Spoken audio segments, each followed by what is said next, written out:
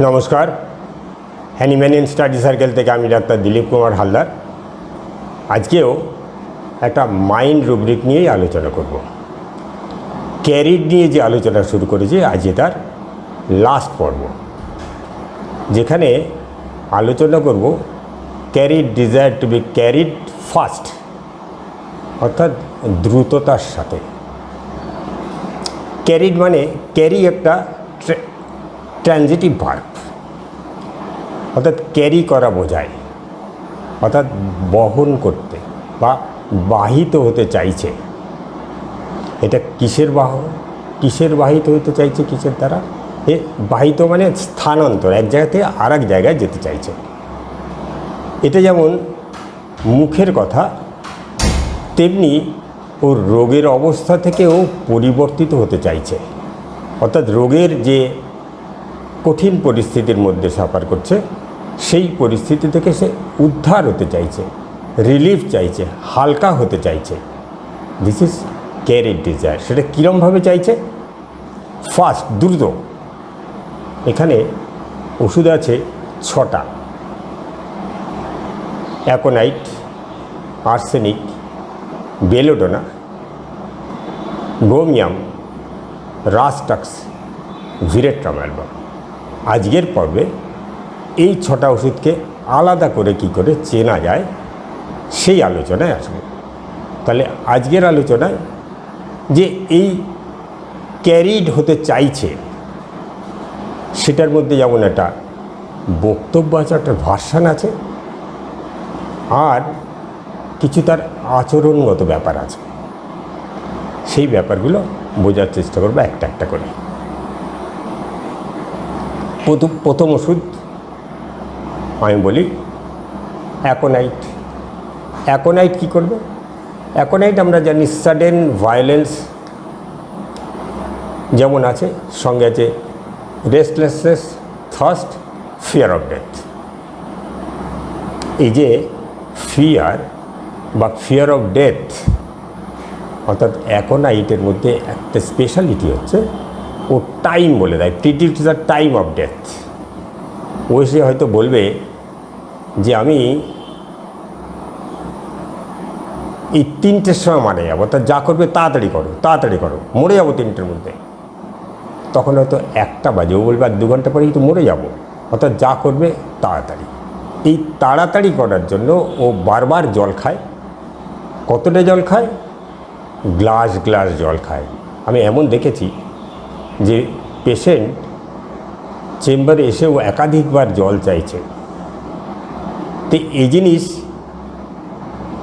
মনে রাখতে হবে যে এ দ্রুত চাইছে, তাড়াতাড়ি চাইছে, প্রচুর জল খাচ্ছে, প্রচুর রেস্টলেসনেস, একবার বসছে, একবার বলছে একে ডাকো, ওকে ডাকো, তাকে ডাকো, একটু পরে মরে যাব।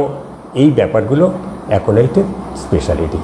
হিস্ট্রি যদি দেখি এ কী করে হয়েছে, ড্রাই কোল্ড এয়ার লেগেছে, সাডেন ভয় পেয়েছে, বা ড্রাই হাওয়ায় সে হয়তো সাইকেল চড়ে অনেক দূর গেছে, এই হাওয়াটা লেগে তার শরীর খারাপ হয়েছে, হঠাৎ করে তার শরীর খারাপ। এই ভায়োলেন্সটা মনে রাখতে হবে, সেদিক দিয়ে আমরা অ্যাকোনাইটকে আলাদা করতে পারবো। যদি আর্সেনিককে দেখি, আর্সেনিকের মধ্যেও fear of death, restlessness, thirst আছে। তফাৎটা কি? আর্সেনিক ফিয়ার অফ ডেথ কীরকম, সঙ্গে আরেকটা ফিয়ার তার সবচেয়ে বেশি কাজ করে, এই বোধহয় কিছু হলো, এই বোধহয় খারাপ কিছু হলো। সেভাবে এই রোগের জন্য আমি ভুগতে মরে যাবো। এক সময় হয়তো বলে যে আমি তো মরেই যাব, আর ওষুধ খেয়ে কী করব। ডাক্তারকে একথা বহু ক্ষেত্রেই বলে থাকে। এই হলো আর্সেনিক। আর্সেনিকের অ্যাগ্রাভেশন টাইম আমরা জানি মিডনাইট। সে জল খাবে, অ্যাকোনাইটের মধ্যে গ্লাস না, 1 ঢোক, 1 চামচ 2 চামচ, জিভটা ভিজলেই যেন তার হয়ে গেল। রেস্টলেসনেস আছে, রেস্টলেসনেস মোর মেন্টাল দেন ফিজিক্যাল। যতটা ফিজিক্যাল রেস্টলেস তার চেয়ে মেন্টাল রেস্টলেস বেশি। ফিজিক্যালি উইক, ভেরি উইক, এতটা উইক সে নড়তেই যেন পারে না।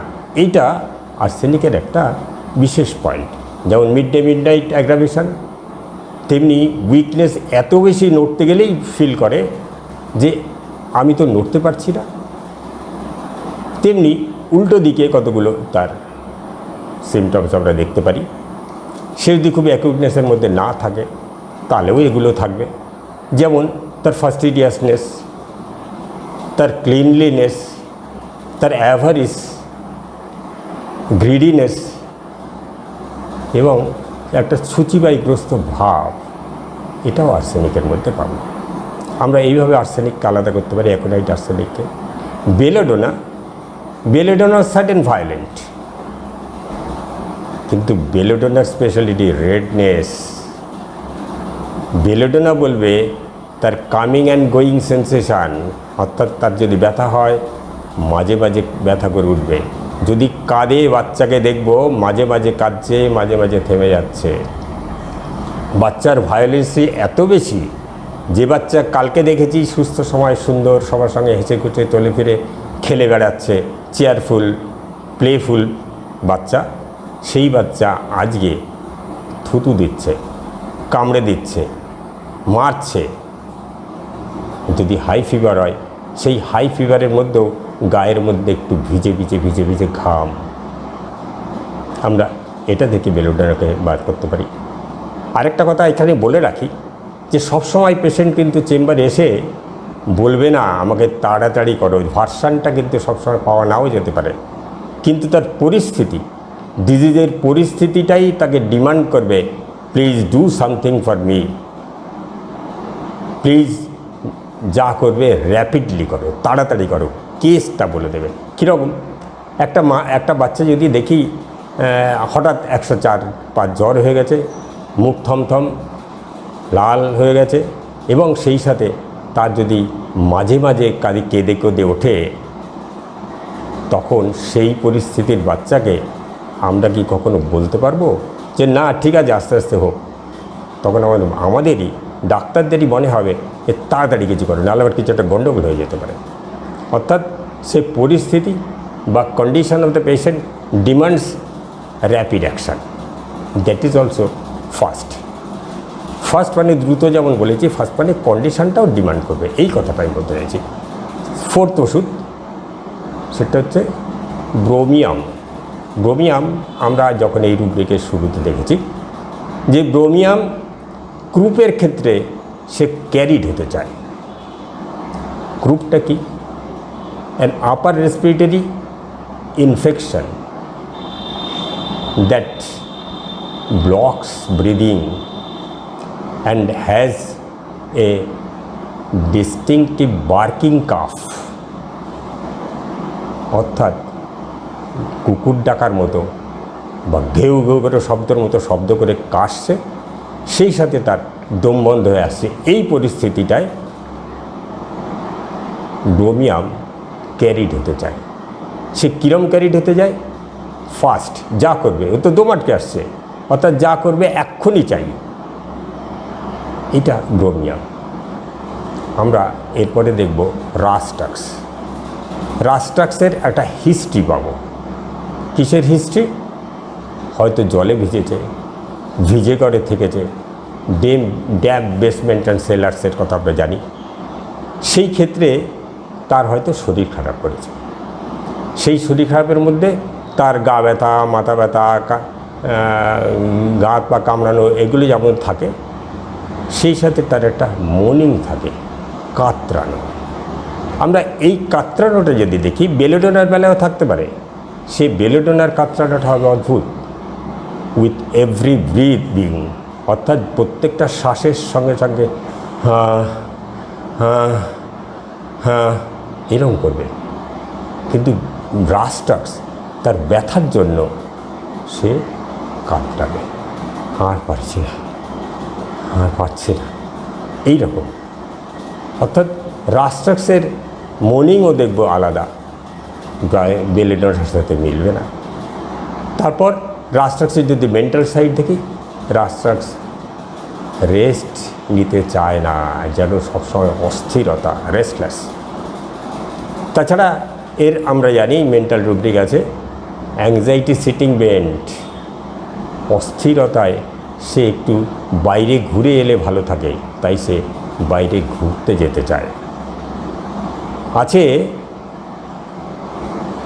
ফিয়ার। কিসের ফিয়ার? ফিয়ার সুপারস্টিশাস। এখানে একমাত্র ওষুধ রাস্টাক্স।